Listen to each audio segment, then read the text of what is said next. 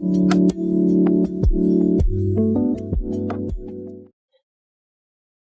lovely, welcome to the first of the beginner series where I am going to take you through step by step from the very start of how to crochet. This one I'm going to talk a little bit about how to hold your hook, how to hold the yarn, and then we'll move on to how to make a slip knot, how to make a chain stitch, and then we'll work our way through the series. Okay, so just to let you know, I am based in the UK, but I do use US terminology. That's just how I learned when I started crocheting. However, I will always mention the UK version just so that you can follow along regardless of what terminology that you follow. For the purposes of today, I'm going to start with using a 4.5mm hook. You can use whatever hook you want when you're practicing, because we're not following a pattern, we're just learning how to hold the hook, hold the yarn and work some stitches. I would suggest though that when you are starting out that you use a slightly bigger hook, because it's easier to manipulate, and also the same with yarn. Today I'm using just a regular DK double knit yarn. It's acrylic and easy to work with. I think this is a Stylecraft brand. I'll leave the link below if you want to check it out, but any yarn will be fine. Okay, so we'll get started with how the hooks and the yarn works. So first thing is to know is you should use your dominant hand. There is a left and a right-handed version of this video, so just check the description and make sure it's the correct one. Okay, so next thing I want to say is that your dominant hand will hold the hook, and your non-dominant hand will hold the yarn. Okay, the next thing to talk about is how to hold your hook. There's two main ways. There's lots of ways of holding a hook, but there's two main ways. Option one is to hold it like a pencil. So when you were learning to write, you would be trained to hold your pencil like a tripod. So 3 fingers together making a sort of dart pointy motion as if you were throwing a dart or holding a pencil. So your thumb, your index finger, that's your pointing finger, and your middle finger will all make a little sort of pyramid together, bunched together to hold the hook, just like you would if you were using a pen or a pencil. The second type of hook holding, the second type of hold is a knife grip. I might imagine this time that you're eating your dinner, fork and knife, and you're cutting your food with your knife, so it's the same grip that you would have if you were using a dinner knife. So that's where your palm will be more in play here. Your palm will be working alongside your thumb, which will hold one side of the hook. Your index finger will be in play again, and the middle finger will be used more to rest, along with the other fingers as well. Will be used more to rest rather than actually hold it at the fingertips. So it's just really a case of trying out and seeing which way fits you best, which way feels most comfortable and natural for you. Don't let anyone tell you really that there's a right or wrong way. It's really just a matter of finding what works for you, and you'll only know that when you've tried several ways. Okay, so, and also not to give up on the first attempt. It's all going to feel awkward at the start because it's new to you. So if you think back, if you can, to when you started learning how to write using your pencil or a crayon or a pen when you were little, at the start you had shaky writing movements. It was all new to you. Your hand would be achy. It would take you a long time. Things didn't flow very easily.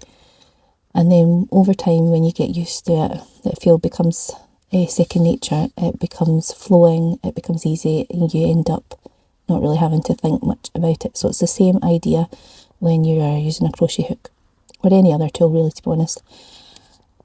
So just try it out and give it a chance. What I will say though is that the same as when you were learning to write, your wrist can get really achy, and that's because you're using the wrong part of your hand and arm to support the work, and that your hand and your wrist is doing all the work. Whereas you actually want to make sure your hand and your wrist are doing the minimum amount of movement as possible, and it's actually the hook that's doing the majority of the work. And that's how we prevent having sore wrists, carpal tunnel, arthritis problems, that sort of thing. So you want to protect yourself as you're starting out with your hobby. You don't want it to end up hurting you. So I would definitely suggest working on trying to do as minimal movement as you can in your wrist as you get going. Having said that, I personally use a knife grip because I find it works better to prevent sore wrists than the pencil grip. Other people might find that different, but that's how my hand works. So to use my hook, you'll see that I have a hook that's quite wide. It's more like a handle, and it's got a tapered sort of shaft. So the shaft, the handle and the hook, my hook and my shaft are made of metal, and then the wider part is the handle and it's made of wood, and I find that that's quite a comfortable grip for my palm. It's not too cold, it's going to annoy my hand, and it's a nice feeling. So, but you will find a hook again that fits you. There's so many different kinds you can get. These ones are relatively inexpensive. I just got them on Amazon, but they're my go-to favourites. I've got so many different types of hooks, but these are my favourites. My only issue with them is that over time the numbers will wear off because they're just printed on. So if I had a wish list, I would get them burned into it so that it wouldn't rub off, or colour coded in some way. I did try colour coding them one time, I think with nail polish. It didn't quite work out as I'd wanted. Anyway, overall I find that these hooks are the best suited for me. I do find as well that metal end hooks are the best for gliding. You don't want your yarn to be squeaking and sticking, and whilst I love certain ergonomic plastic hooks, like the Prim ones, they are made of plastic and they do squeak a wee bit, and you can't really beat metal on there. I don't really like using all wooden hooks. I find them a bit sticky to use as well. So this is the best of both worlds in my opinion. I'll leave a link below to these hooks if you were interested in having a look at them. Okay, the next thing is to talk about the yarn and how we hold the yarn, and your non-dominant hand is the one that's in charge here. What we're wanting to do is to create a tension. Tension's just a fancy way of saying a bit like Goldilocks, not too tight, not too loose, just right. So we want the yarn not to be bunching and just doing what it wants itself, and we don't want it so tight that it might break or hurt our fingers and make stitches too tight. We want it to be just right. Okay, so when we are using our hand for tension, there's lots of different ways, just the same as using a hook. There's lots of different ways to use it. The basics is that you want your tension to be wrapped around your finger or your palm in such a way that it's creating a movement, but not too tight that it hurts your fingers. You see, we don't want it tight like that, but at the same point we don't want it sticky and wobbly as well. So again, there's lots of ways of making a tension that's just right. I'll show you the way that I do it.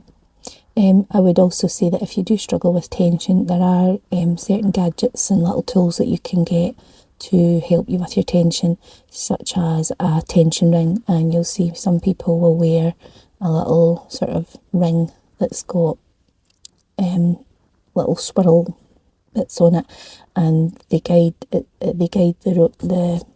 rope, I suppose. They guide the yarn through that, and that's the ring, and that's what causes the tension to glide rather than their own fingers.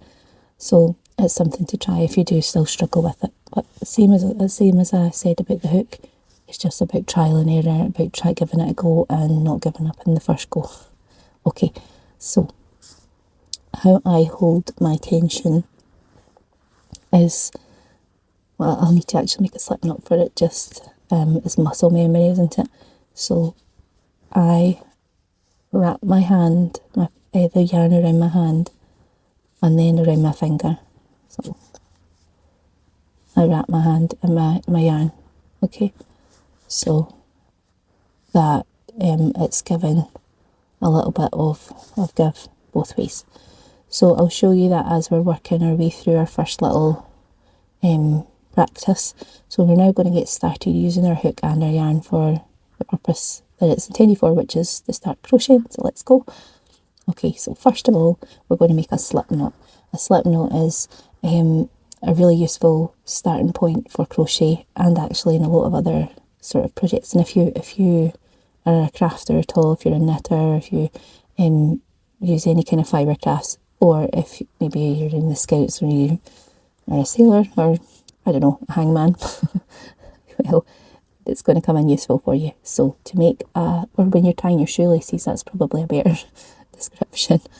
But how you make a slip knot is you use both of your hands. You're using your pincer grip for both hands. So I'm using my thumb and my fingers like this.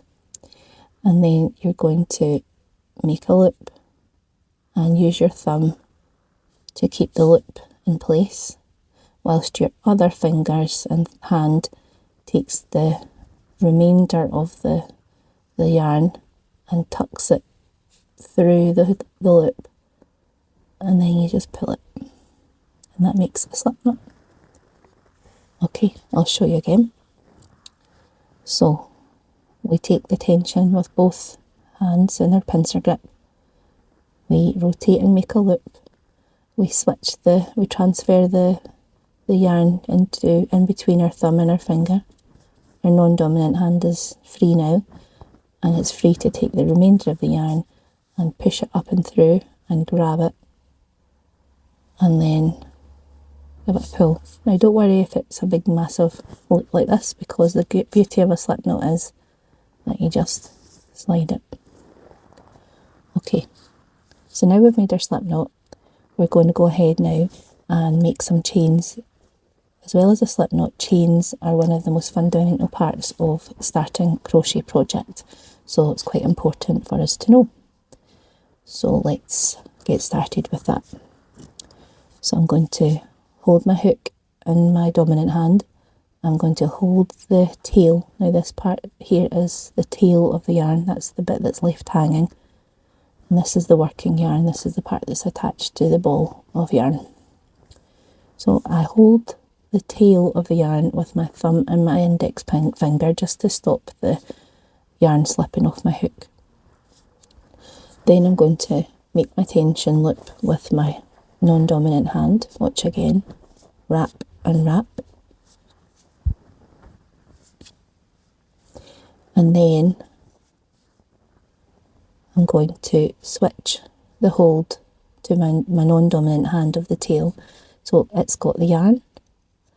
This dominant hand is in charge of holding the hook and also just holding the loops that are remaining on the hook from sliding off.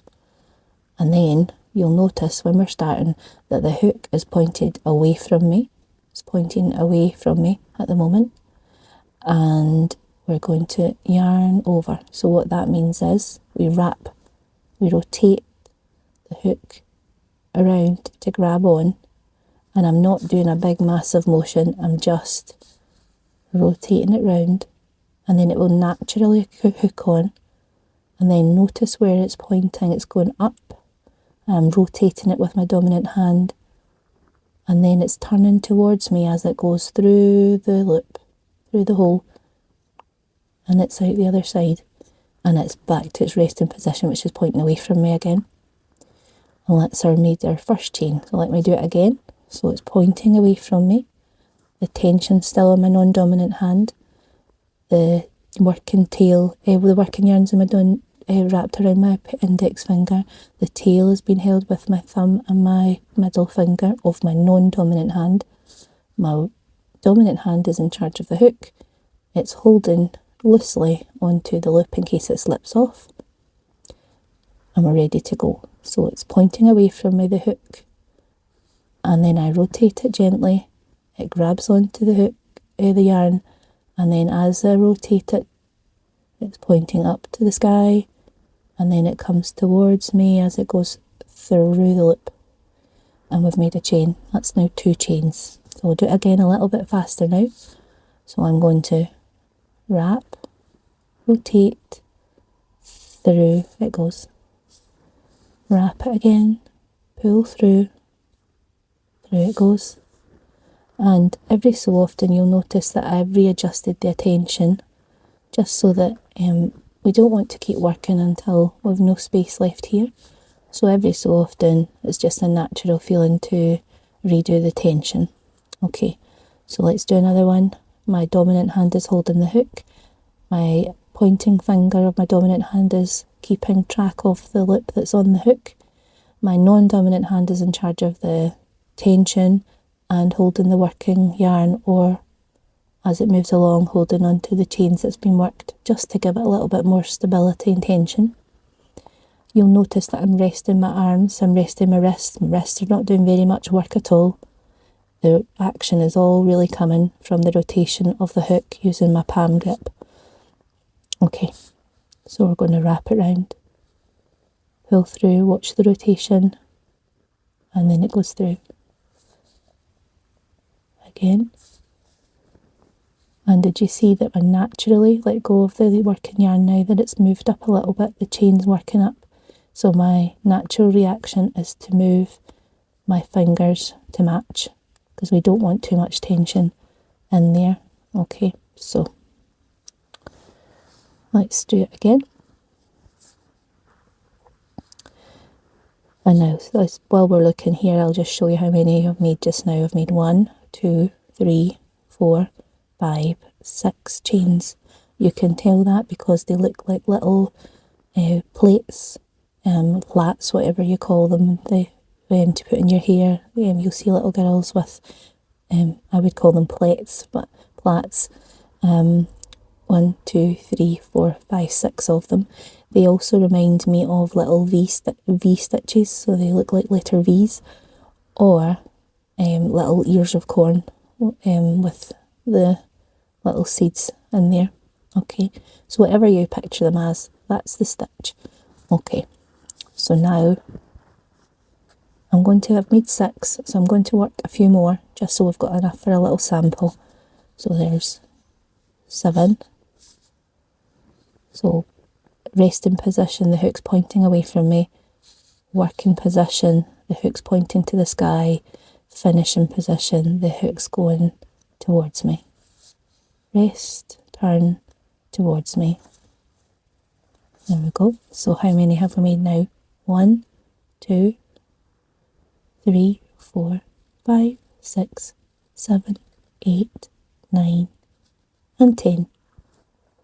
I think that would be enough for a little working sample.